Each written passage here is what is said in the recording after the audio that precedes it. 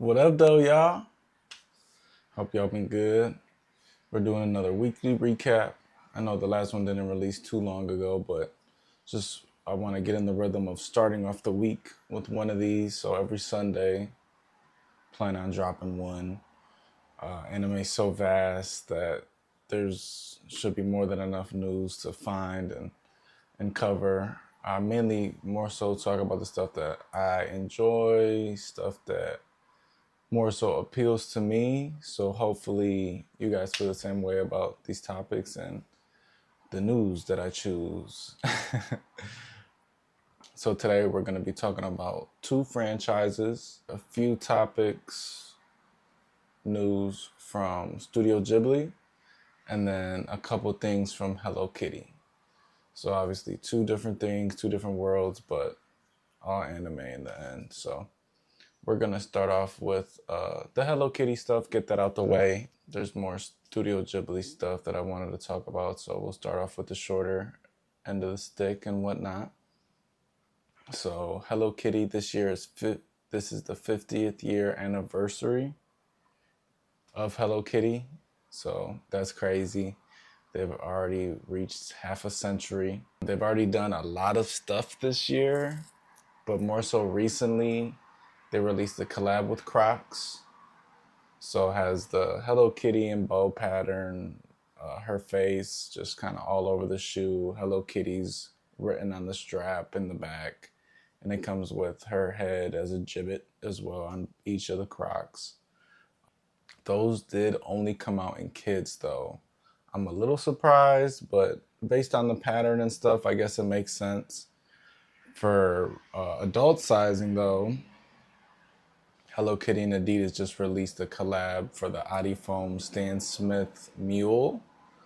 Now, I don't know if I would wear this model personally, even like besides the Hello Kitty aspect of it, but I feel like I'm not swaggy enough to pull this mule off. I think it's really cool. It's really nice though. The Adifoam is usually very comfortable, so it's a great casual sneaker overall, the Adifoam Mule.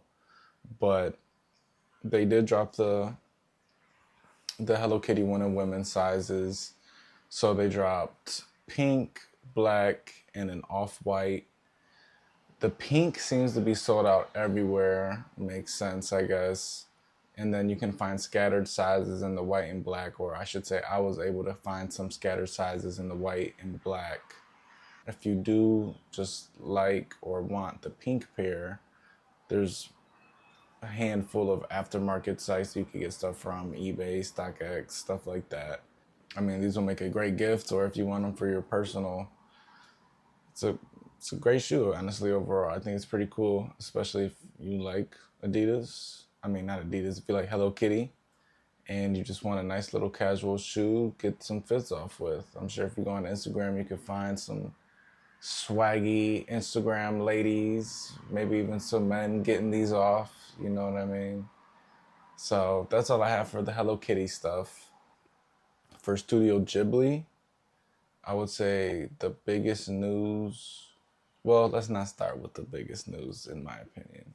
But My Neighbor Totoro. So Studio Ghibli released some stuff on their online store. The Dangori Sora, I believe their online shop is called, and they release some jewelry pieces as well as some bags and wallets that are My Neighbor Totoro themed. The jewelry pieces are pretty nice, whether you want them for yourself or they'd be a nice gift for a significant other who loves Totoro. So they have, for the jewelry, they have a bracelet, a necklace, and two pairs of earrings. All three of them more so just showcasing Totoro, the little Totoros. Relatively affordable, under $20 for whichever one you'd want. So that you don't have to break the bank for anything. It is just Studio Ghibli merch, so it's not like Tiffany or any crazy jewelry company collab or anything like that. with the bags. I really like the bags. So when I first seen them, so there's this pouch and then there's wallets too. So when I was first looking at it, I'm like, what about this is Totoro besides like there's this little patch on the bags. I guess that symbol reads Totoro. And then I took a closer look, and you see in the pattern, in the red one, there's like the little Totoros. In the blue pattern, there's the little soot figures. So I thought that was a nice little touch, very tasteful, not heavily branded or anything like that. More of a if you know, you know.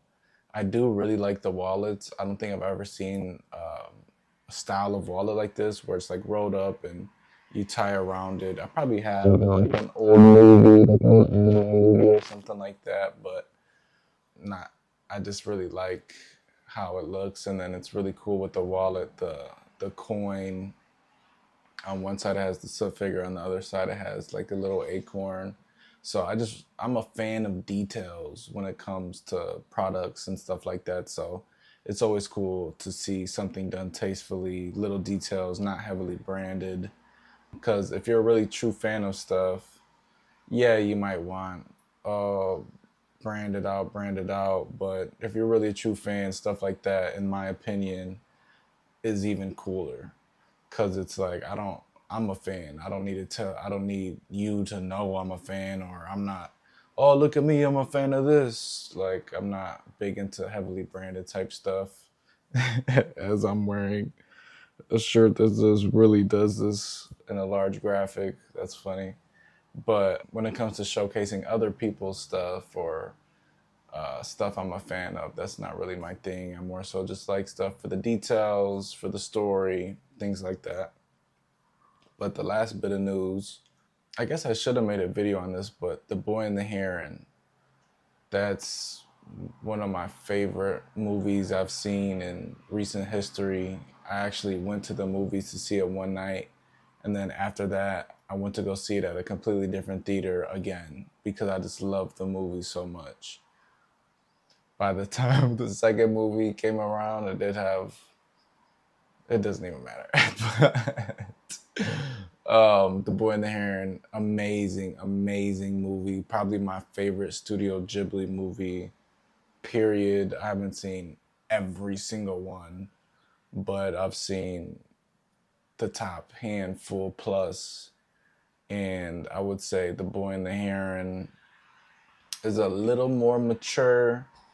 I'm not gonna ruin anything or get into it very deep right now, but just the underlying story and the stuff that you can read in between the lines throughout the movie is pretty great. You can watch a breakdown from other people. They get into it a lot more in depth. Even after I watched the movie twice in one night, I came home and immediately started watching breakdowns of it to see what X meant or what Y meant.